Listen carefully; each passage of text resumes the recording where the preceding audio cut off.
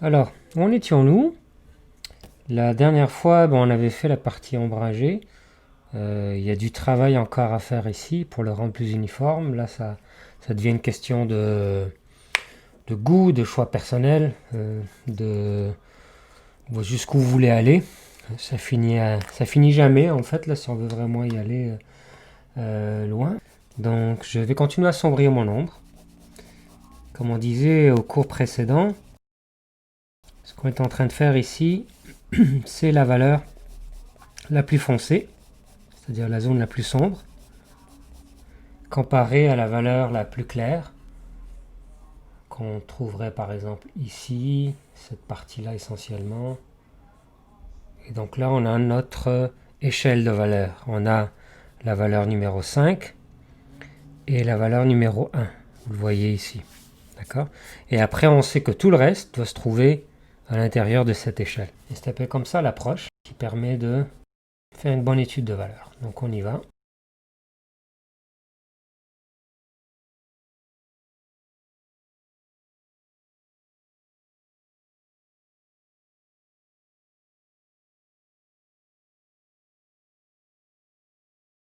Ici, je vais y aller avec un 2B. Et le secret, comme on l'a toujours dit, c'est de ne pas appuyer fort, de ne pas aller plus loin que ce que le crayon peut vous donner.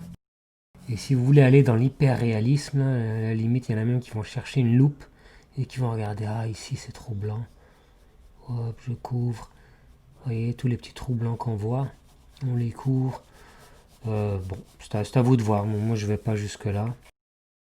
C'est déjà assez long comme ça. Et ici, c'est beaucoup plus sombre que ce qu'on voit en ce moment. Et là, je vais aller dans le sens de la longueur. Étant donné que c'est dans les régions extrêmement foncées, on ne voit plus les volumes. Donc, c'est pas si important d'aller dans le sens du volume. En fait, on n'a pas à aller dans le sens du volume, on va plutôt dans le sens de la lumière. Mais dans des traits longs comme ça donne pas un bel effet parce que c'est vraiment assez étroit.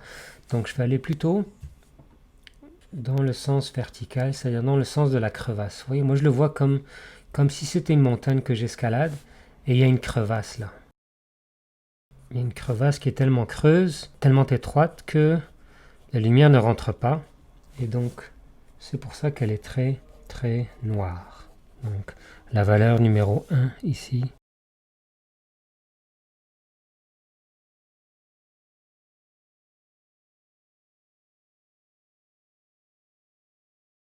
Et là, si vous regardez votre image de référence qui va se trouver en haut à droite dans votre vidéo, ici, ça va plutôt vers, en fait, ça va vers un 2 puis vers un 3, vers une valeur de type 2 vers une valeur de type 3. Donc ça va en s'éclairant. Il y a de plus en plus de lumière qui rentre ici parce que ce creux-là est plus en surface. C'est l'abîme, c'est creux.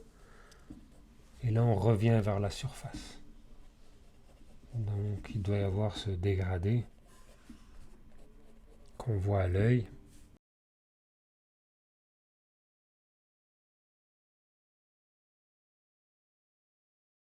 Je vais effacer un peu ici. Je vais enlever les taches que j'ai fait malgré le fait que j'utilise un gant. Et maintenant, on va faire avec un HB les grandes zones d'ombre. Toutes ces zones-là ici, que j'avais tracées mais que j'ai pas mal perdu, mais j'ai encore l'information. Alors, si je plisse les yeux, je peux les retrouver. En plissant les yeux en regardant mon drapé, je peux les voir. Donc ici, c'est encore là. Ici, c'est comme ça. Ça fait ça. Ok, donc j'ai l'information. Et ici, ça s'arrête là. Ici, c'est dans la lumière. Et ici, ça fait quelque chose comme ça. Ok, donc j'y vais. Je commence par des grands traits larges. Je commence dans le sens de la lumière, dans le sens de la direction de la lumière. J'y vais légèrement parce que ce que je vais mettre là comme première couche, c'est par exemple la valeur que vous voyez ici, hein, qui s'en va vers la lumière.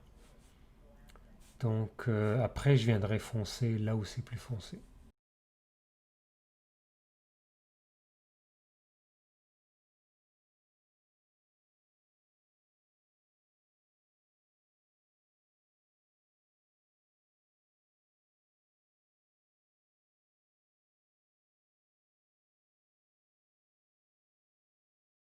Ici, je me suis trompé. Il n'y a pas cette ligne-là. Si on compare au modèle, cette partie-là ici, elle devrait être plus longue. Cette partie-là ici, de là à là, c'est un peu plus long, mais c'est pas si pire, ça va. Et là, ce qui est cool, étant donné que 1, j'appuie pas fort, et 2, je suis dans la zone d'ombre, je peux dépasser jusqu'à la zone d'ombre. Je ne suis pas obligé de m'arrêter ici. Par contre, si vous observez bien cette zone-là ici, il y a un petit peu de lumière qu'on va récupérer tout à l'heure en effaçant. Donc il y a un peu de lumière ici.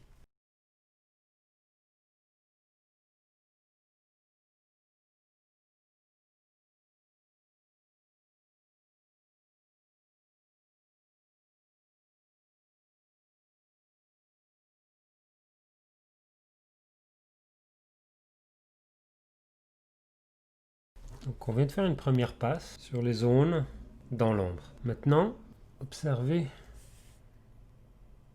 la partie, typiquement là, quand c'est très très sombre comme ici, vous voyez que la région, en fait la ligne terminateur entre l'ombre et la lumière, elle est très franche. Plus la ligne est franche, moins longue est la gradation ou le dégradé, plus l'œil va le voir comme une courbure franche, un bord de plus en plus dur.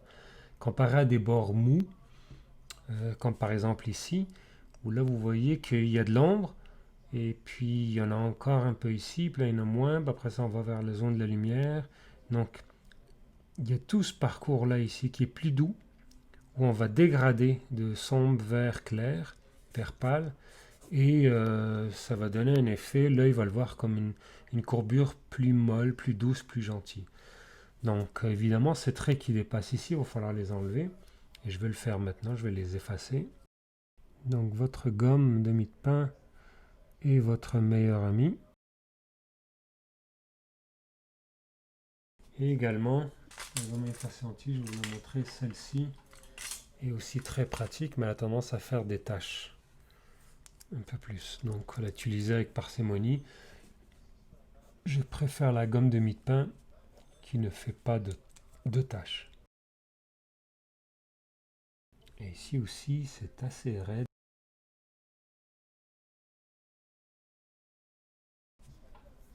Un bord très dur. Puis après, je reviens avec mon HB. Et je récupère ma zone ici.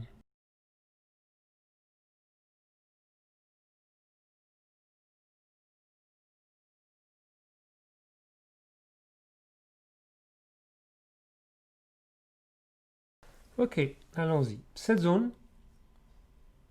est plus sombre que celle-ci. Alors, je vais passer un petit coup dessus. Je vais retracer un peu ma ligne que j'ai perdue. Voilà. Et c'est sombre. Ici, il n'y a presque plus rien. Et on revient ici ensuite.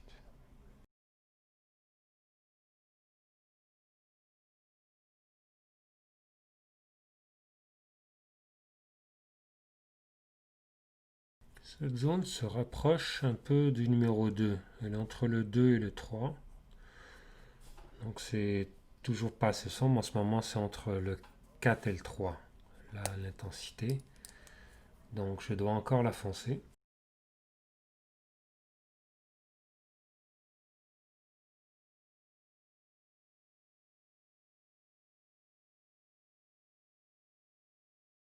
Ici, c'est aussi foncé que là. Du moins la première partie ici. Donc j'y vais, je le fais. Vous voyez que cette partie-là est foncée, mais cette partie, elle est plus exposée à la lumière. C'est important de différencier ça. Et là, j'ai un creux vraiment foncé. Donc je vais commencer par le faire, ce creux-là ici, avec quelque chose de foncé ici également, d'un peu plus foncé.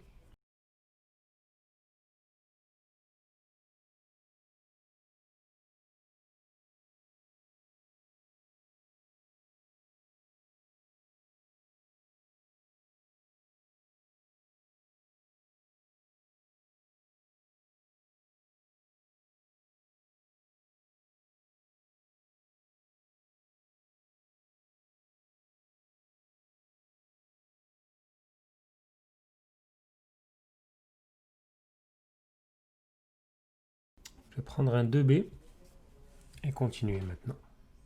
Encore une fois dans les zones les plus sombres. Mais qui sont moins sombres. Vous voyez, si ça doit être moins sombre qu'ici. Si on assombrit trop ici, il va falloir assombrir encore plus là. Donc il faut faire attention de ne pas aller trop dans des valeurs basses, dans des valeurs foncées, dans des valeurs sombres. Parce que, comme là, je suis peut-être un petit peu trop sombre comparé à ici. Par contre, j'ai une zone très très sombre qui est ici, qui est le bord du drapé.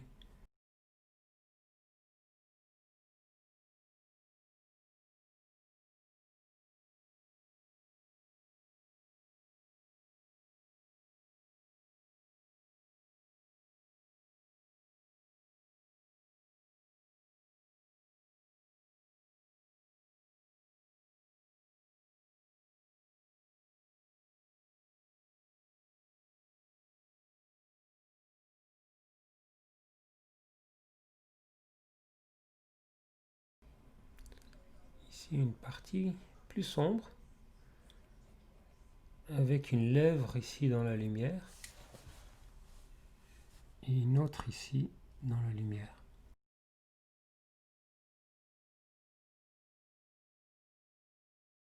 Et c'est maintenant le moment de travailler les subtilités, les petites nuances. Vous vous souvenez, la dernière fois, on a parlé de l'estompeur, on va l'utiliser. Moi, j'essaie de ne pas l'utiliser, j'aime bien l'effet que ça fait de ne pas avoir d'estompeur. Si on va aller plus vite, l'estompeur peut aider. Mais on va aller maintenant dans les subtilités et vous allez avoir besoin de l'efface. Et je vais garder mon 2B, mon HP, et également le 2H. Le 2H devient important. Okay, donc en fait, avant de commencer les subtilités dans les zones d'ombre, je vais commencer à adoucir le terminateur. Le terminateur ici, si vous observez ici, vous allez voir sur votre drapé qu'il y a une transition. C'est sombre, après ça c'est un peu moins sombre, puis après ça, ça va dans la lumière. Et il y a une transition ici aussi. C'est pas blanc et ensuite noir, ça va de blanc, quelques tons de gris, puis hop, ça va vers le noir.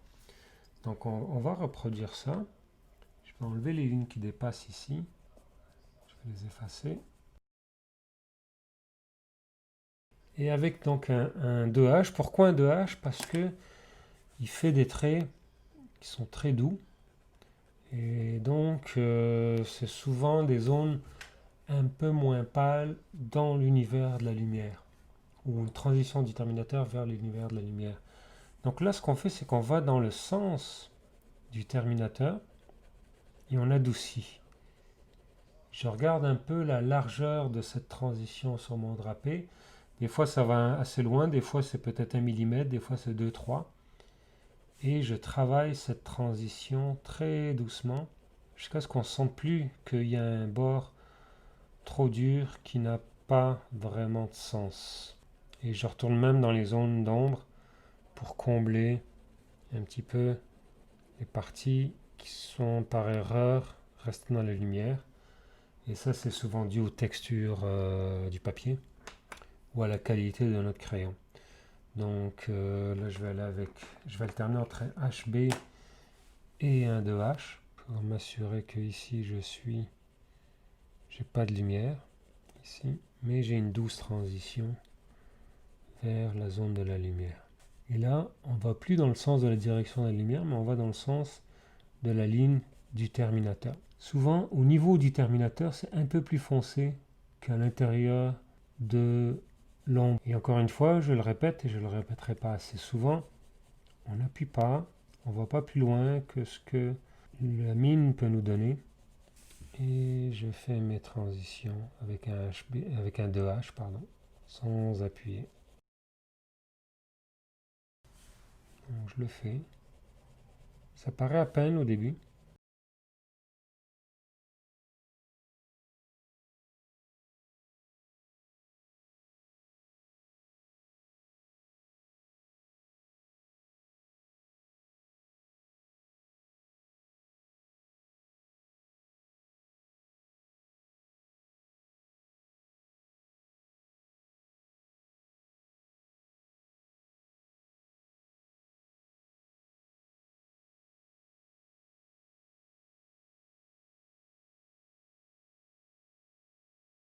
Ici, c'est assez sombre pour y aller avec du HB. Il y a une petite zone ici de HB qui varie en épaisseur.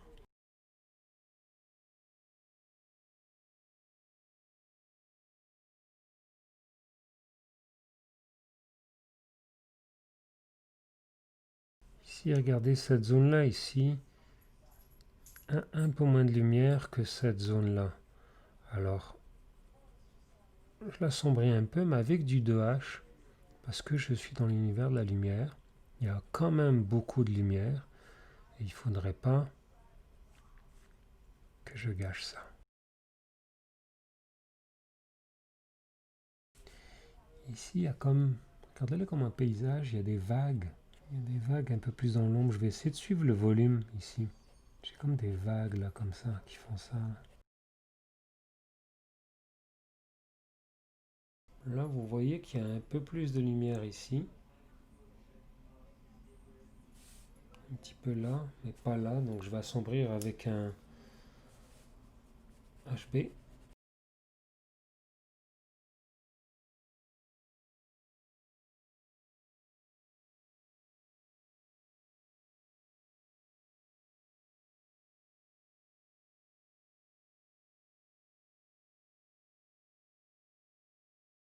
Ici, j'ai des petits plis de couture.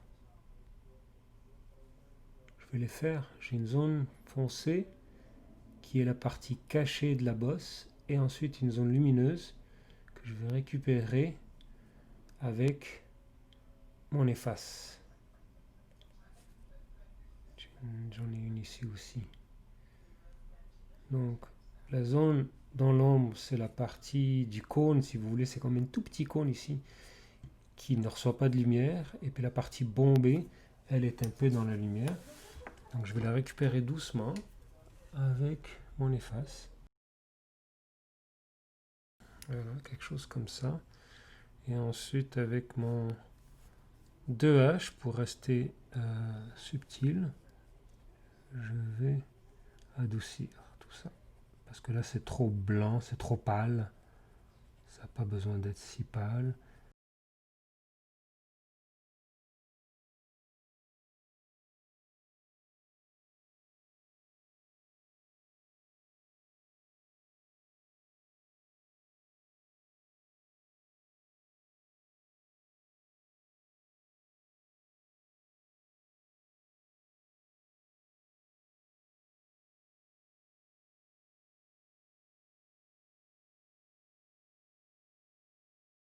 Maintenant, je prends mon efface la plus mince, qui est celle-ci. Un petit rond, une petite boule. Et je vais tracer la petite ligne de lumière qu'il y a ici, qui est importante.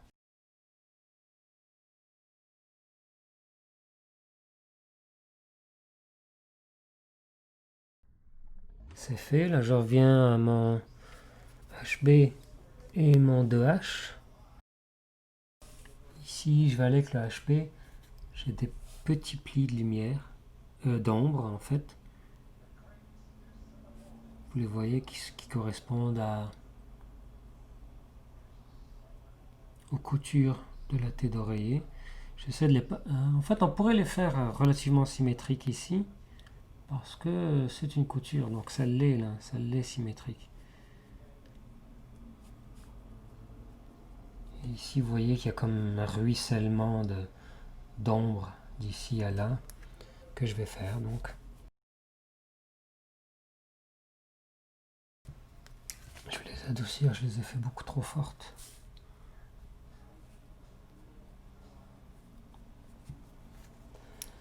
Et avec le HP, avec mon 2H, je vais adoucir tout ça.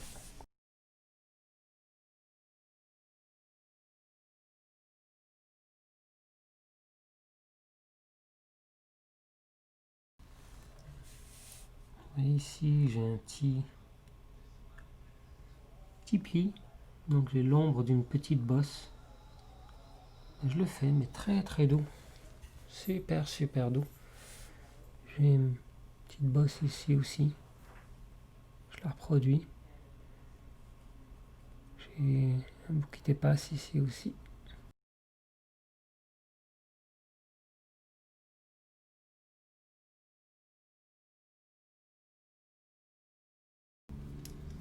Je reprends mon HB et je vais rajouter de l'ombre dans la zone d'ombre. Je trouve qu'ici il n'y en a pas assez, même s'il y a une zone de lumière. Bah, pas c'est une zone de lumière en fait, mais il y a un peu moins d'ombre ici, il y a comme une légère transparence. Ici c'est plus foncé. Ici aussi. Petite zone foncée ici. Ici c'est bien foncé. Et là, il y a presque plus de lignes de lumière au bord. Je vais maintenant tenter d'adoucir ici avec mon 2H. Puis avec un 2B, je vais travailler l'ombre ici, qui est toujours pas assez prononcée. Ok, alors maintenant si vous comparez cette zone-là à celle-ci, est-ce que vous sentez qu'il commence à avoir un effet de 3D, un effet de volume qu'on n'a pas ici? Il reste encore du travail à faire ici. J'ai besoin d'adoucir cette zone-là qui est trop franche. Donc mon 2H permet de faire ça. Donc c'est assez pour le cours d'aujourd'hui. Prochain cours, on va faire cette zone ici. Et puis si on a le temps, on va continuer d'autres zones. Donc on va y aller comme ça, puis tranquillement revenir. Mais j'espère que vous voyez, si vous prenez un peu de recul maintenant, puis regardez votre dessin ou celui que vous voyez sur la vidéo, on commence à sentir du 3D là-dedans. Ça commence à ressortir un petit peu de la feuille. Alors que ici, ça sort pas de la feuille encore. C'est bien plat. D'accord? Donc c'est comme ça qu'on travaille. C'est long, ça prend du temps. C'est pas, mais c'est tellement méditatif, c'est tellement le fun. Enfin, moi je trouve que, ben voilà, faut juste prendre le temps de le faire. Et puis on va aussi loin qu'on veut. Alors, bon ben, j'espère que ça vous a plu. Bon dessin, bon cours, et surtout, amusez-vous bien.